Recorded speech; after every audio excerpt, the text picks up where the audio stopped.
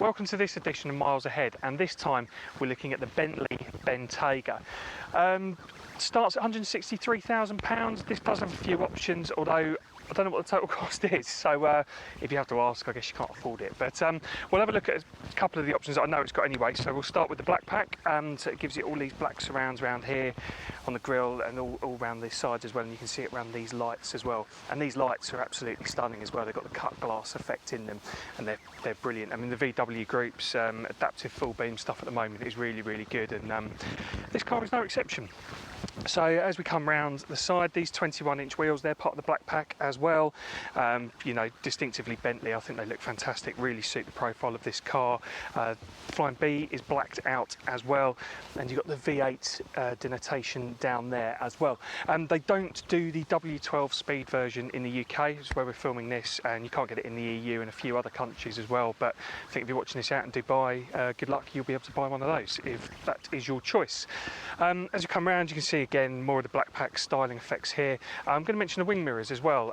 Normally a fairly, you know, just standard part of any car, but these are really, really good. I mean, they really do a great job of blocking out the glare when you're driving along, and they're so big, you just get so much visibility. And because this isn't a small car, I mean, it's over 5 metres wide, it's 1.75 metres tall, it's over 2.2 metres wide. It is, you know, it's a big car, there's a lot of presence there, so you know, you need to be able to see what's going on behind you as well as what's going out on up front as well. Another nice little touch to point out as well is the fuel filler cap. Now, I wouldn't normally bother highlighting one of those, but again, you know, it's got the bespoke Bentley badging on there as well. I think that's just a nice little touch to have. As we come around the back, so this is the second generation Bentayga. The first generation, I think that was launched around 2015 time. The boot lining used to come through the back of the lights here, and they were in a B design. Now they've gone for the same, or similar rear lights to the Bentley Continental, so you get that nice oval shape, and again with that cut glass effect. Only other thing to mention at this point as well, because you're probably thinking it as well, is they do other colours. They offer up to 56, and you can get bespoke colours, so you don't have to go for retirement home gold.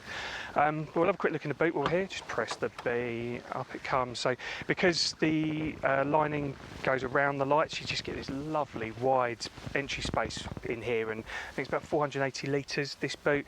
It's really nice carpeting in here as well, and you've got the buttons to raise and lower the load bay as well when you go in, and parcel shelf as well, nice bit of soft leather on there, so you know, very, very convenient car. But I mean, that's what you'd expect of an SUV and a car this size, but yeah, so it's all really well put together. But let's have a look inside. So we'll start in the back of the Bentley. As you can see, there is plenty of legroom, plenty of headroom, and this full-length panoramic roof really lends a nice airy feel to the cabin as well. Soft leather everywhere. These seats are heated and air conditioned, depending on your preference, and they do recline and come forward, so you can find that perfect seating position for a longer journey. The real party piece in the back here, however, is this little tablet, which presents itself magnetically, so you can control everything from the back here. So you can do the blinds, you can change the radio station, put your own music on, sort out the climate, you know, see the status of the car, time, distance travelled, and all that sort of stuff. So you know, makes it very good car if you're going to be chauffeured around in, and also makes this a really nice place to be for long journeys. As you can see, this is the 5-seat model. It comes with the armrest in the middle here. You can spec it as a full seat, which comes with like a champagne fridge in the middle, just for a bit more luxury. That pinches a bit of boot space, but you know, no big deal. Yeah, I've got to say, this is a lovely place to be. There are definitely worse places you could sit for a long journey in the back of this car, but let's see what it's like up front. So, is this the best place to be, or are you better off sitting back there? Well, I mean, it's really nice up here as well. I mean, it's like land of leather in here. You've got soft leather furnishings and fittings everywhere. Steering wheels hand stitched. It's just leather everywhere. It's fantastic. It's really, really nice, really comfortable place to be. And these seats are absolutely superb as well. There's so much adjustability in them. And you get this massage setting as well. So when you're cruising along, you can choose from wave, pulse, stretch, lumbar, or shoulder massage, which is very, very nice indeed. Just takes the edge off those traffic jams that you find yourself in from time to time. The rest of the cabin's really nicely laid out as well. Got a couple of cup holders here. There's no cover for them, but actually if you are having a drink on the go, that's a really useful place for them to be. Everything's nicely within reach. You've got a wireless charging pad down here for your phone. Little bit of centre console storage here as well, so there's two USB-C chargers to complement the two USB-C chargers that there are on the back, and there is also another 12-volt battery as well in there. There's a nice little cubby hole as well for your glasses and sunglasses, which you know, is nicely thought out as well. It's just, yeah, it's a lovely place to be. The touchscreen interface is very easy to use, and I think my favourite bit in here is this clock as well. I mean, it's just really nice, just a Bentley branded clock to have in the middle of the dashboard there. Just a really nice piece to have there.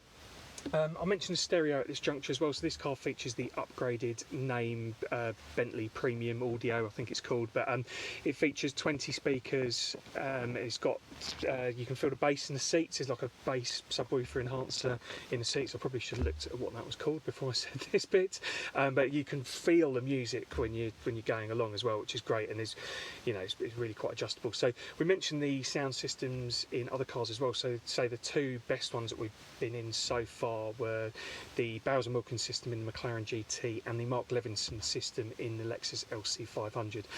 I would put this in a very similar bracket to those two. This would go straight into the top three. It's a really good sound system. So if you like your music as you're going along, and yeah, you want to listen to it in good quality, then definitely think about ticking that name option as you go along. Just, yeah, lends to the overall sensation here, and like everything in here is just really nice. You get these knurled aluminium dials, so push in to cancel the air, pull it out to get the air coming back out as well. And I mean, this sunroof's nice and big as well, and that just, you know, it lends to this sensation of space. I mean, it's not a small car like we said, but having that, you know, full-length panoramic roof certainly adds to it.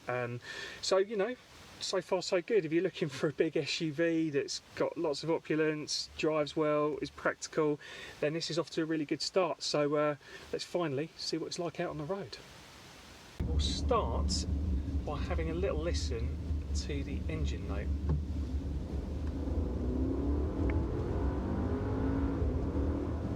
So as you can tell, it's not that loud. It's the same 4-litre twin turbocharged V8 that you find in like an Audi RSQ8, for example. This is slightly more refined, so it kicks out 542 brake horsepower as opposed to the 592 you'd find in there. But I mean, everything's done on the smoothness of this car. So 0 to 60 is still disposed of in 4.4 seconds, so it's no slouch. When you need the power, boy, it's there. It comes with 3 distinct driving settings. So you've got sports, if you are going to be hammering it around a bit. There's comforts, for if you want a bit more comfort, but the setting that Bentley banks on you using most of the time is the Bentley setting, and I mean, it's hard to argue with them. That is a great setting, just covers all bases, still quick, you know, still comfortable, just ticks all boxes. So, I mean, when you're out and about on the road, I mean, this car is superb for long journeys. So, driven up north this weekend and back, and did 2.5 hours in it yesterday on the M1, and it was fine. I mean, it was just got home fresh as a daisy, air-conditioned seats, and massage seats. I was feeling great, ready to go again, and this is a really comfortable, nice place to spend a bit of time.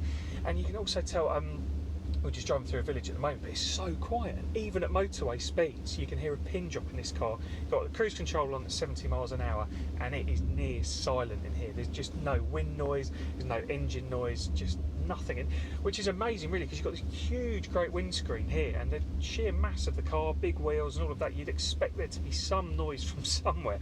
But, you know, they've put so much focus on the sound deadening materials in this thing, and they've done such an excellent job that you can just waft along in this, and it's just a brilliant car for those long journeys. And you know, if you like sitting up high, I mean, you could obviously say exactly the same about the Bentley Continental. I mean, that covers ground superbly as well, but I guess you just get that little extra bit of practicality in this that you don't get in there. So we'll just have a quick squeeze around here again. I mean, yeah, it's not that theatrical as you go through the sounds, but I mean, that's not really what this car's character's about. You know, if you're looking to hoon it around and be a bit of a hooligan, then Bentley Bentayga is definitely not for you. But if you're looking for that opulence, that comfort, the style, the luxury and all that, then this car absolutely hits the mark. Because that's the other thing about these SUVs. I mean, they're not for everyone. You know, the looks will split opinion. Is it a handsome car? Not particularly, but you know, it's got to fill so many briefs. It's got to have that SUV style, it's got to be practical, it's got to be sporty, and it's got to do all the off-road stuff as well. I mean, these cars, they're designed to do so much. I mean, 99.9% of these cars are never going to be driven on a farm, obviously, but it does have the settings to do that. If you do find yourself lost in a desert, there's a setting for that. On an icy track, there's a setting for that as well.